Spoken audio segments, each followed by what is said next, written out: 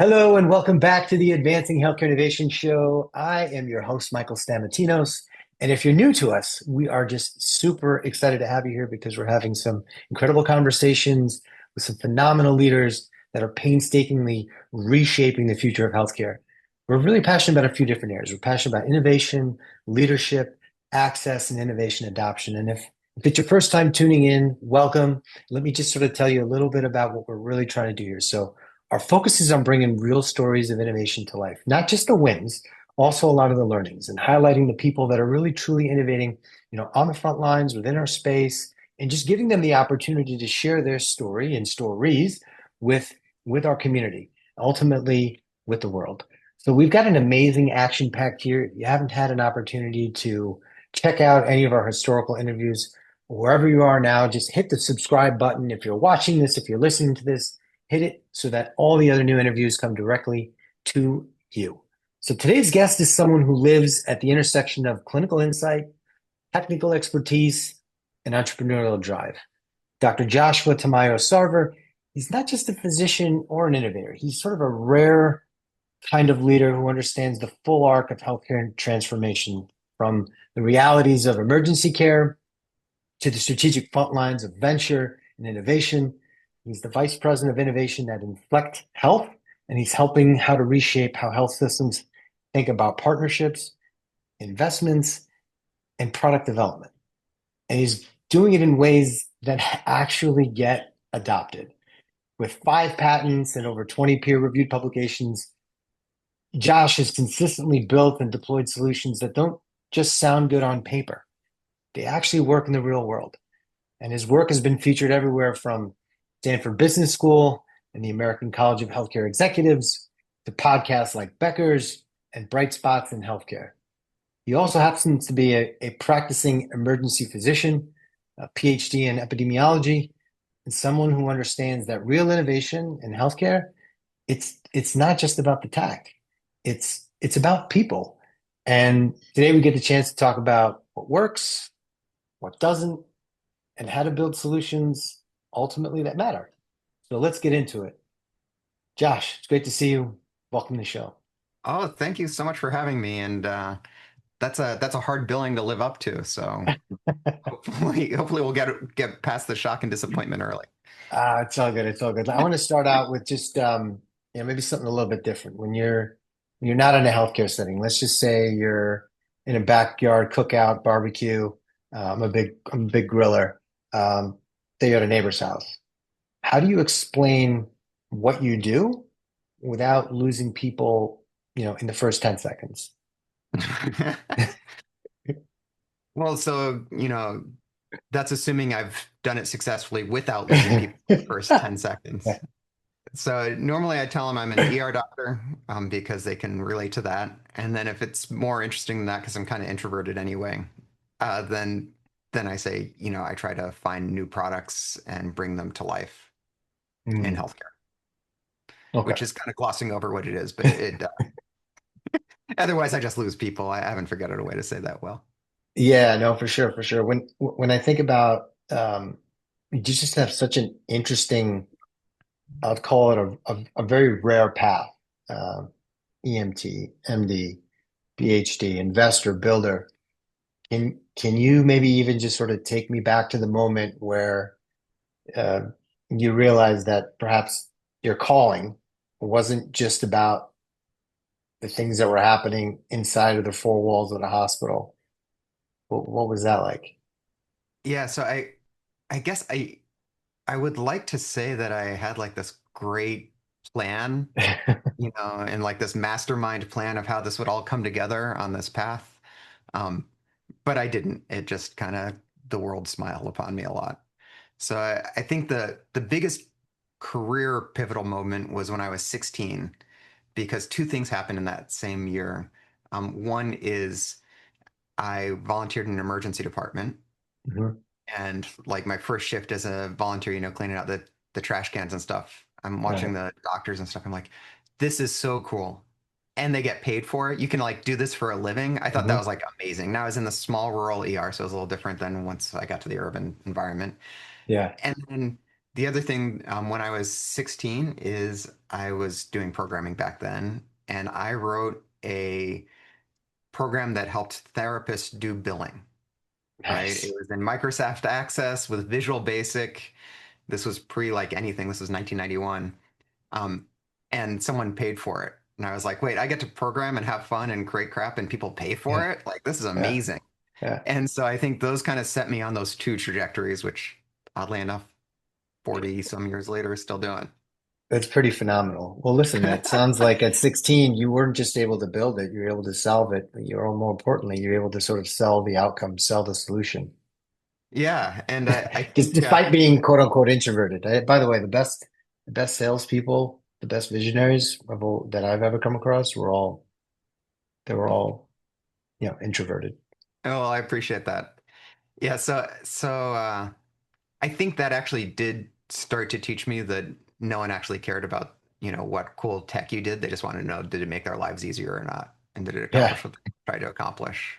So that was a first lesson into that when because I'm 16, I like thought the Visual Basic was cool. It turns out the therapists weren't really into the Visual Basic. Yeah. You know, you sort of you sit in two different areas, right? You're still a practicing physician, which I admire so much because you're keeping your skills up to date. And th having been in an ED, it seems to me that it's very reactionary and it demands that you have to demand in moments, minutes, and sometimes seconds. And innovation, on the other hand, it kind of can play out over a long stretch of time. Maybe it's more proactive in nature. I just, from our other conversations, always found that really interesting that you're working in this fast-paced environment, you're triaging things, and yet you're innovating, you're trying to see past the curve and be very proactive. How do you manage the tension between those two worlds? Yeah, so I actually think they're a really nice complement. And so emergency medicine, I get it. I don't know, I'm really lucky that that happened to be the specialty I did Yeah. because, it's all about pain, right?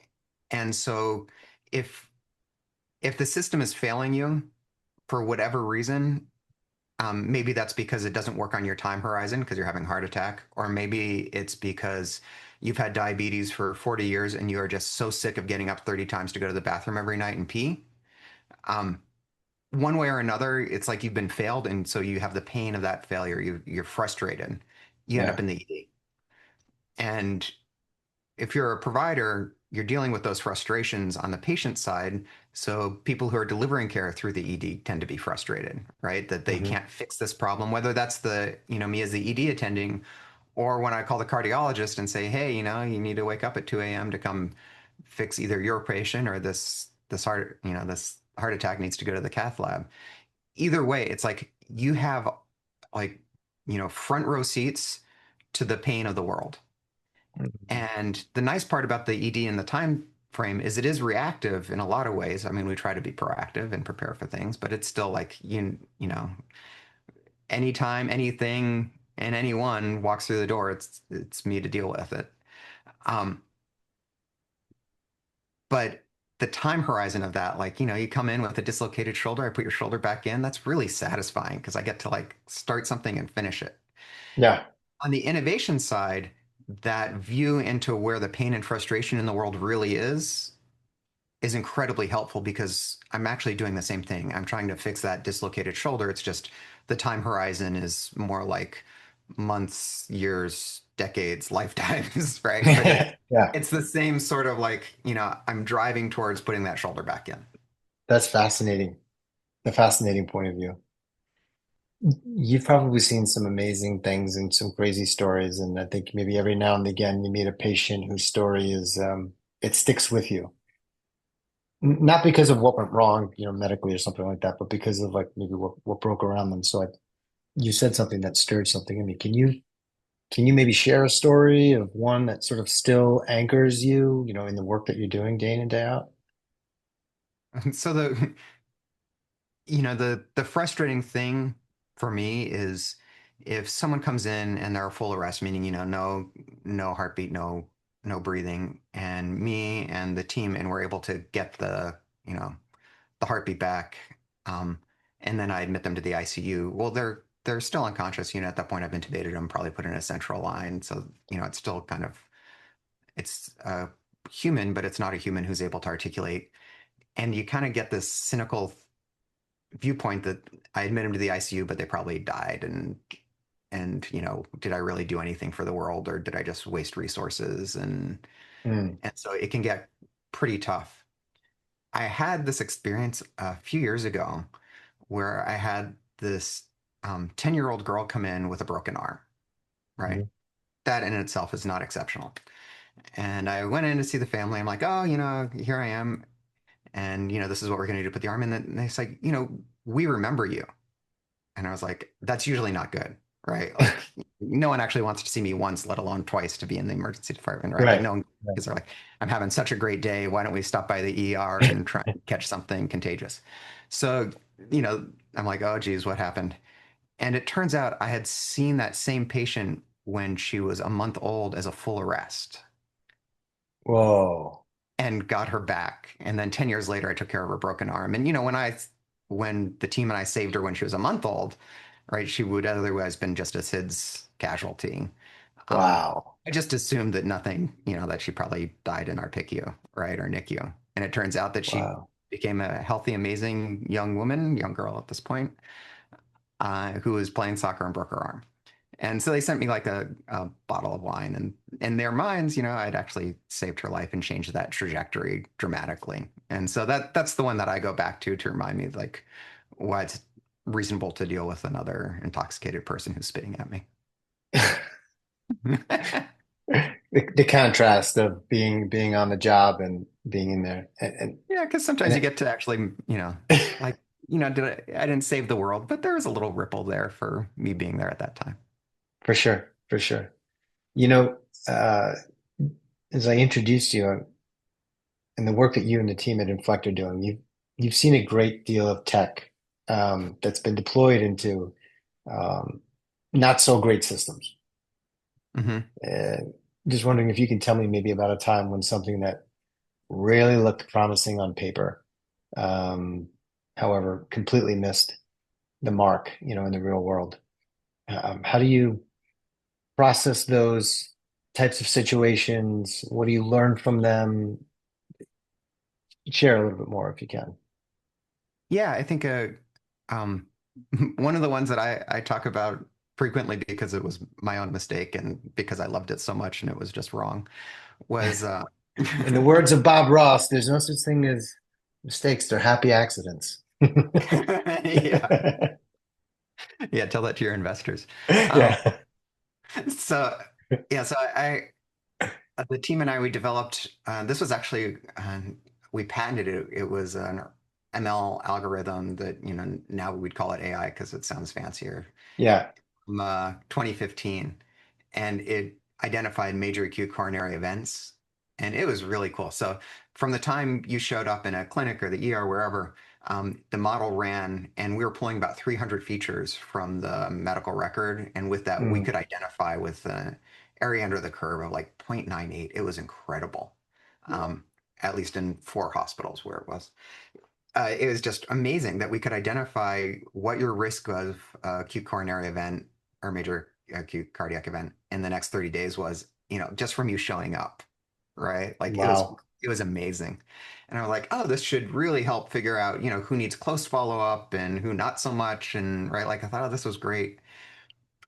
And we did not figure out a way to work that into the physician workflow in any meaningful, useful way, despite, man, we tried like texting and having the scribe do it and having pop-ups, and we just couldn't figure it out.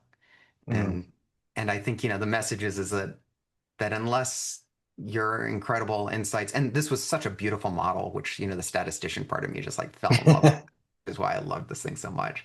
Um, you know, if it doesn't work into someone's workflow and what they're actually trying to do, it just it's just cool and it's not very useful and it's just a waste. So we took that learning, and then we had an occult sepsis tool that we didn't do internally. We worked with one of our portfolio partner companies on. And when we're designing the way that product had to work, it's like, okay, Mhm. I'm a physician and I hate pop-ups, right? So the question is, Right. if you're a clinician, how do you give a clinician information that they use and process in a way that's natural, right? Because it's not like I Right. go sit in a cave and decide what to do for a patient, right? Like I talk to the patient, I get information Yeah. on the patient. I love to Yeah. order things, right? Like there's not a box I don't want to click and order a test, right? I love it. So how do we make this AI tool like that? And what we figured out was we could actually result it as a lab test. Mm. So just like I get, your white count back or your troponin back for your heart, Hmm. um, I can actually get a test back that says your risk of occult sepsis. Mm. And now it's built into how I want to get information. It's built in how I process information. It comes to me at the time when I'm in that decision-making mindset where I'm open to getting that information so it can influence it Yeah. At the point of service. at the point of service without having to like have a 10-hour onboarding. And so it's like, so obviously that works a lot better. Which, Talk about, I mean, just even the sandbox that you play in terms of the vastness of how you can pinpoint problems. Talk about how you prioritize issues, how you collaborate with your physician peers, because it sounds like there's multiple sites that you all are deployed. Maybe just give a little bit of background context for that, just so that the whoever's listening to this sort of gets a better understanding. yeah, absolutely. So, I work for Inflect Health, which is a innovation hub within Vituity. Vituity is a very large democratic physician partnership. And so we are the physicians when you go to the hospital, there's the hospital facility and then there's the physician, the professional who's in charge of your care. And for a little under 700 hospitals, we are those physicians. So, a third of California's hospitals are staffed by our partners. We're a Mm. little bit unique in that we're actually owned by the physician, so we don't have any debt. There is no private equity. Like when you see the physician, they are an equal owner to our CEO, whoever it is, and that's just Mm. our weird partnership model, which is cool because it's very egalitarian. It creates all sorts of business problems to have that many partners because there's Yeah. 7,000 partners, but that's a separate issue from like a patient-oriented care model and from a physician-oriented care model. It's, I think, the best way to go. That also means at those hundreds of hospitals and outpatient centers and virtual care and psych, and we do all sorts of stuff. Um, those are my partners, and those are also the folks who I'm trying to help do their jobs better and help their lives be better. Mm. So when I hear someone, with a problem or a solution, Hmm. really what I want to know is the frustration, Yeah. right? Because Right. and I think you might and I might have talked about this, but like it's if you look at successful companies, like 0.1% are doing the solution that they initially thought they would do. So when Hmm. someone's telling you their idea and how they're going to solve it, it's one of the few certainties in the world. It's like death, taxes, and that the solution's wrong, right? Yeah. And so the question isn't, do they have this great idea for this amazing solution? The question is have they pinpointed a really important problem that it's worth standing in front of angry mobs to solve? And so then the next question for me is, okay, so someone tells me this is a problem. Does it sound like it's actually important? And in Vituity, just the way our culture is, um, I have like two things that I have to solve for. I have to do well, meaning it needs to be profitable, and I need to Hmm. do good, meaning that it needs to improve the lives of providers and patients, right? And Hmm. if it doesn't do those three things, then I don't pursue it, right? So it has to do well and do good. Okay, so now just because it's a problem, can you actually monetize it, That's right. right? Will someone pay for it? Time, treasure, blood, sweat, tears, right? There's lots of different ways to like pay for it, but it has to be I mean, enough of a problem that it's got someone's to be willing a to pay bleeding for it. neck problem. Bleeding neck problem, they're going to pay for it Right. for sure. So it can't just be like, oh, that'd be cool if you paid for it. Maybe I would use it, right? Like that's not gonna Right. fly. Yeah. And the hard part for me, and I think it's the hard part for everyone, I just happen to um, be blessed in the position I am that I can make this not so hard, is that healthcare is so hyper local that the way I practice in my ED is actually different than if I cross the street. And so if we create a solution where I am that's perfect for where I am and it solves our problem and manna rains from heaven because we've done such a great job and God comes, shakes my hand and says, thank you so much for, healing my children, right? Like that's great. And then I go across the street and they're like, what are you talking about? That's not how we do it. Like, Yeah. are you really a doctor? Have you ever worked in healthcare, right? Yeah. And so I think we see that at a lot of the really great incubators and studios that are out there. They're really good, but they don't have visibility into things that are outside of their small sandbox of where they're developing it, whether that's a particular health system or a smaller, incubator. For us, because we go across every major health system and we're in most every state and we go across all these different specialties, it makes it easier because that hospital across the street, I don't practice there, but my partner does. So I call them up and I say, hey, I have this brilliant problem that right here. Is this the same problem you have? And they're like, are you an idiot? And I'm like, okay, not really a good generalizable problem. Right. And I can do that, academic, non-academic, urban, rural across the country. So once, your question of how do I get to what I want to pursue, once I find that it's actually generalizable or there's generalizable core to it with some customization that I think I can handle with the tech on top. Um, What's the threshold? What's the threshold of when you say, all right, now it's reached a point where we can go after it? Like how many data points do you need? um, I think that goes back to like my statistical training, and it depends how strong the signal is, right? Okay. Like, Like what's a if really strong signal as of lately? I mean, something that came to mind that you've gone through the process and now all of a sudden you're saying, okay, let's roll. so surprising. So one that we just spun out a little while ago was an ambient documentation tool. And that's because, everyone said, let's do ambient documentation. I'm like, I don't even think that's a good idea. And then as we looked into it more, I realized there were some elements to it that I think other people were missing. So I kind of had a secret that I think we could Mm. build it differently. So we built it differently. And I'd like to say it works dramatically better than the others. So that was one. There was another one that was surprising to me, which was insurance denials, because it seems like if you go to a med conference and you spit and there's a little bit of a breeze, you're going to hit somebody who's got an insurance denial tool that's using Yeah. AI. Yeah. And I was like, and so, I had a fair number of my partners saying we need to do something for insurance denials. I'm like, there's a million solutions out there. And then as we did discovery with our hospital partners, it turns out most of them actually didn't like the solutions out there. And it was some simple changes that we could do to make it. And so those signals were so strong, at least the signal part of the need. And then it was like, okay, there's smart people working on it. Is there something we know that they don't? And when the answer to that's yes, then we're like, okay, let's try it. Mm. Is there a time where because you have such a large footprint, 700 hospitals, that's no small amount. If someone has a good solution, will you partner with them in some capacity to support? Like talk about how you take the innovation that's out that maybe you can kind of bring into your sandbox and distribution channels. Is that even something you do, or would you rather just prefer to build all these things? I know you're a builder at heart, at nature, but when is there a time to kind of go outward and bring it in? Yeah. So,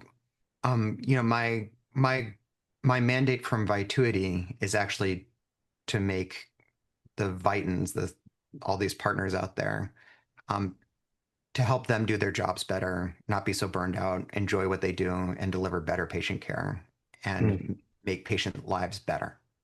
So it's not really a strong financial quest from them.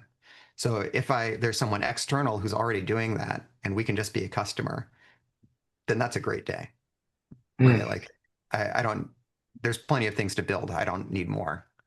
Um, and then, often what we find is that there's a core, you know, there's a pearl in there that at the core of what it is, but it's not really usable by the frontline folks that we're accountable to in a way that really meets their needs. And so if they engage with us and we can help them modify what they're doing so that we can use it, then we can roll it out that way.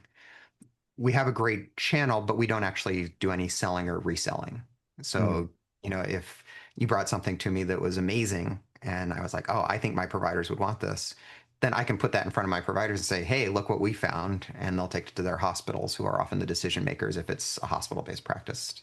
If it's Mm, an outpatient thing that we own the outpatient center, then we're the decision maker. right.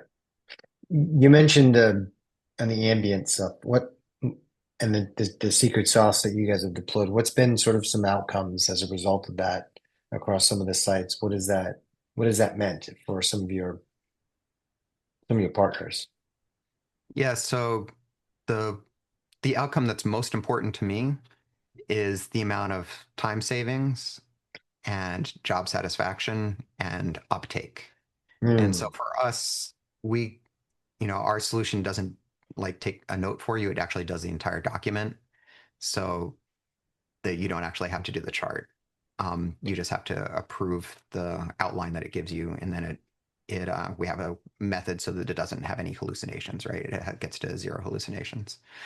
Um, that was kind of cool just on the discovery yeah. part of building, going where, at one point when we were building it, I was like, normally it doesn't take me long to enter a place where I'm like, I have no idea what's going on here. Who can I talk to? Who knows this, right? And at one point I was like, oh my gosh, there are no adults to ask, right? Like we're kind of on the cutting edge of this. There's no adult that I can go to and say, how do you do this? We just kind of have to, someone like left the house with us in it. We got to figure out how to cook on our own. Um, so so with that um, one of the goals is to make sure that clinicians can see patients, focus on their patient, and never chart at their computer. And so, most of the ambient solutions, you roll it out, and a fair number of physicians really like it, and you get like 10 to maybe 20% adoption, Hmm. right? Meaning you have 80 to 90% of clinicians actually aren't using it, Yeah, and it's but we huge. celebrate that. For us, and not at all of the sites, and we're at 75, 80 places now. Most of them get 75 to 80% adoption within a couple months, and we don't do any onboarding or training. Um, It's just that it just simple. works, right? Like, and the reason it works is, we own our own scribe company. So we're like, okay, well, how do scribes work with clinicians? And so we brought them in. We own our own billing company. So we're like, okay, how does this chart need to be to make sure that it's accurate billing and coding? So we brought them in. We own our own quality metrics company. So we said, okay, how can we make this so that you can automate the extraction of quality metrics? And it provides some reminders to clinicians about when they're missing those things.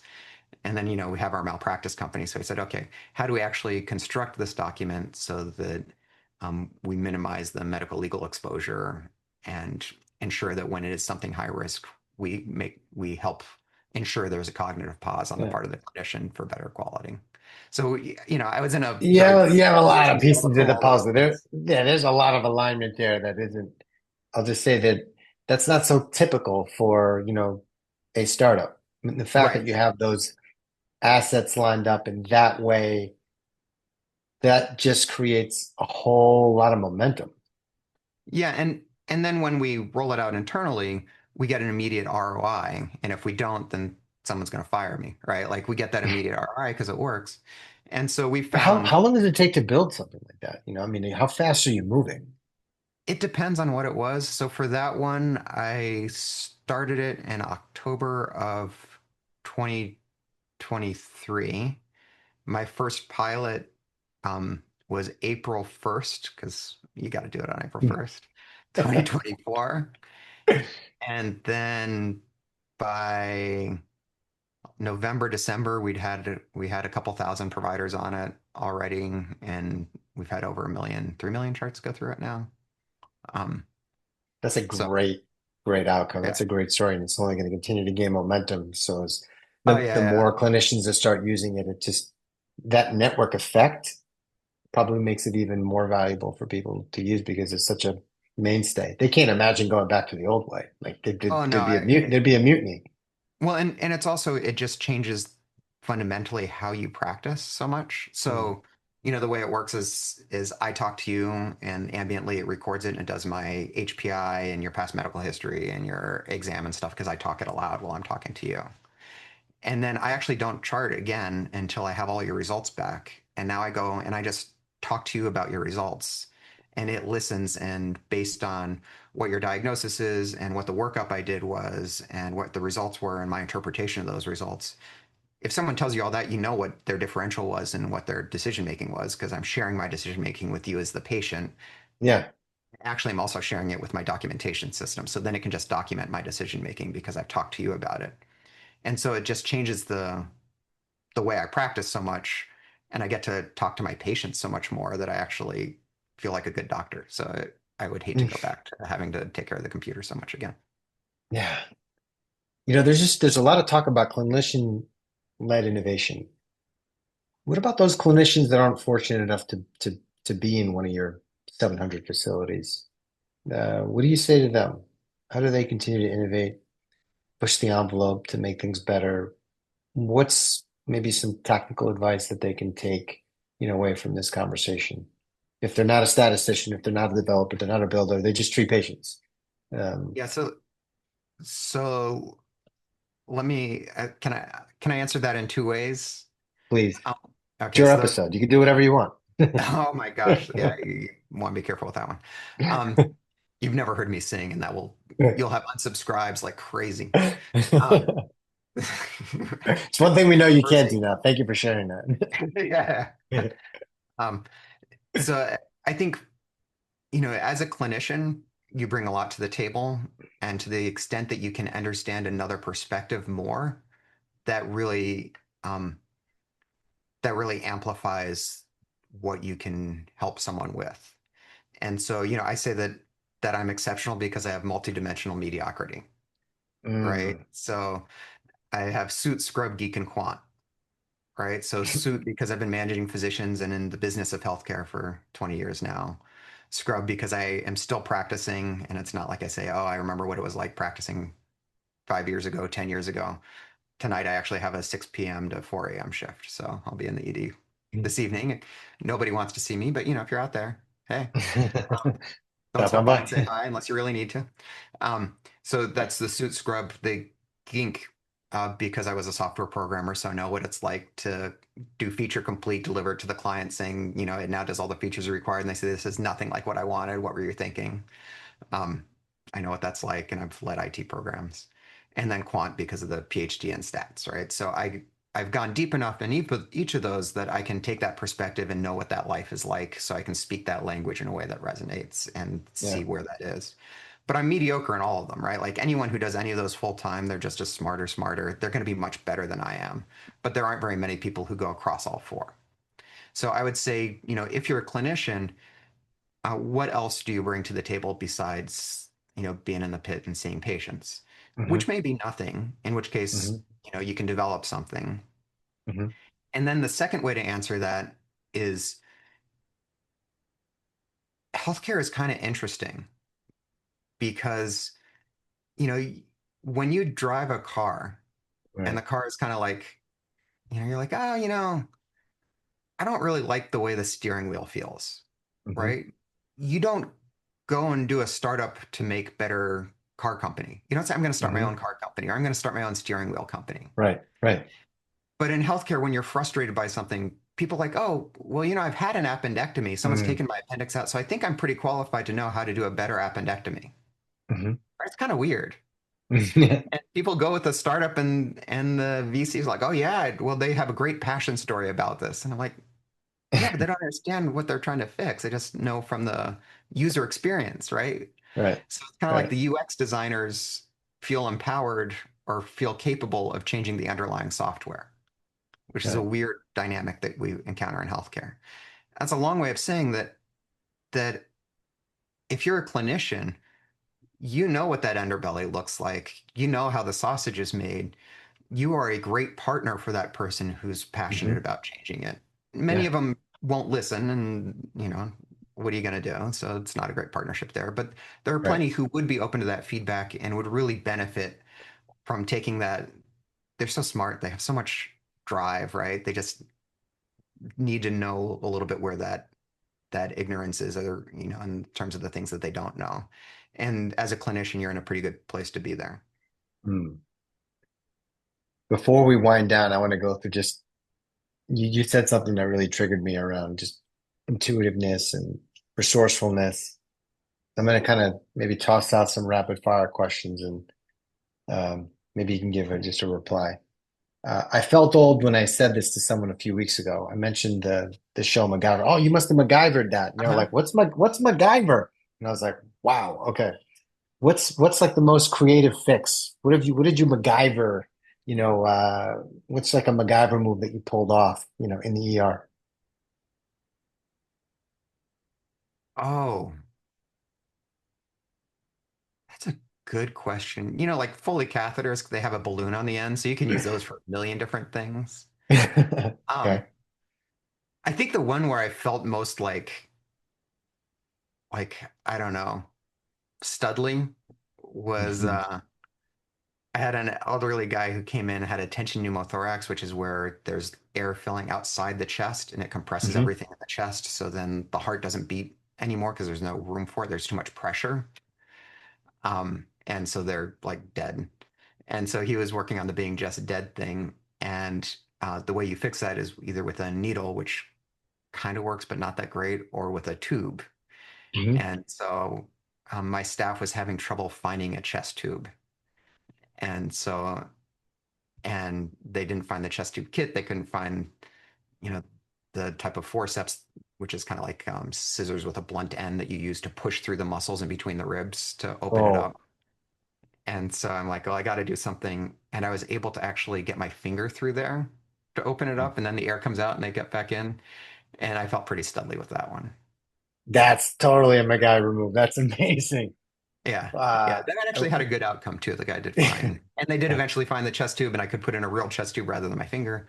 All right. But anyway, that felt pretty studly. Way to think on your feet there. All right. What about this other one? You're stuck in an elevator. You're with a nurse, a CEO, and a startup founder. Um, who who do you listen to first? And what's the first question that you ask? Um, so stuck meaning like the elevator suddenly stops You're moving. stuck in an elevator. You're stuck in an elevator. You got a nurse, CEO, a hospital, and a startup founder. And my first question for them to be stuck is I'd probably assume it's going to be transient, right? Like it's not going to last that long. So it'd probably be to introduce myself to them if I don't know them all anyway, because I figure we're going to talk for a while. Right. Awesome. Um, if it seems like it's going to be a really long time, it's probably like, okay, who has water? And who has to go to the bathroom because Yeah. like they're going to hold it or have to put that in a corner. Yeah. All right. What's the best way people can follow you? People can follow your progress, all the work that you and the team are doing at Inflect Health. Like, give us a little commercial. Oh, yeah. So you can go to our website, inflect.health.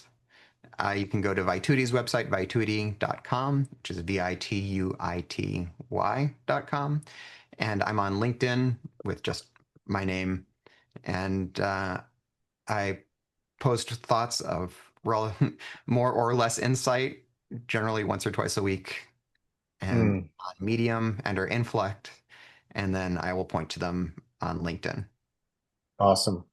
I guess last question is that, we're thinking about the future. Imagine you're speaking to like a graduating class of medical students. I mean, is there one thing you'd want them to carry into this next chapter of healthcare?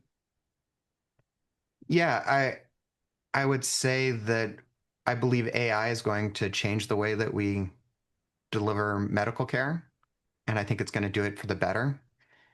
And so I would say there are two things that I would focus on if I were just starting out. And actually, it's what I would focus on if I were practicing now, which Hmm. is first off, AI is not going to take the physician's job, right?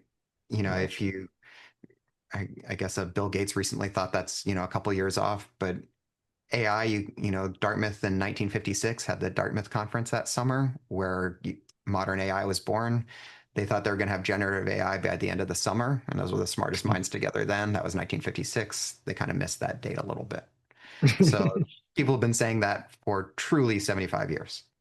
Um, However, I think physicians who use AI are going to deliver much better care, both for the physician providing that care and for the patient than physicians who don't use AI. Mm. So figure out how to use it, how it works for you. The second is that as a lot of the savoir faire of know-how gets commoditized, and that's, I think, where AI really helps, Mhm. the actual human connection, which is the driver of change management and That's right. relationships and long-term value of your customer, if you want to think of it just Yeah. in financial terms, Yeah. becomes ever more important. And so Yeah. learn how to talk to people, establish a relationship, and do right by them. Amazing. We'll end there. That's a wrap on today's conversation. Huge, huge, huge thank you, Dr. Tamayo-Sarver. Um, you definitely pulled back the curtain. And you The shared, good, the bad, and the ugly. yeah, listen, you shared what you're building, you shared why it matters. And for those, if you've tuned in, if you found this conversation useful, if something sparked for you, would you just mind sharing it with a colleague or a founder or a clinician who's in the trenches trying to make healthcare better? These conversations are meant to move beyond the echo chamber, right? And the only way that can happen is when people pass it along. So if there's another topic that you want us to explore, or a leader that you want to hear from, yeah, drop me a note, leave a comment, let us know what you think. This platform it's about community. It's not just content. So again, great to see you. Look forward to our next conversation. Thank you so much for having me. I appreciate it.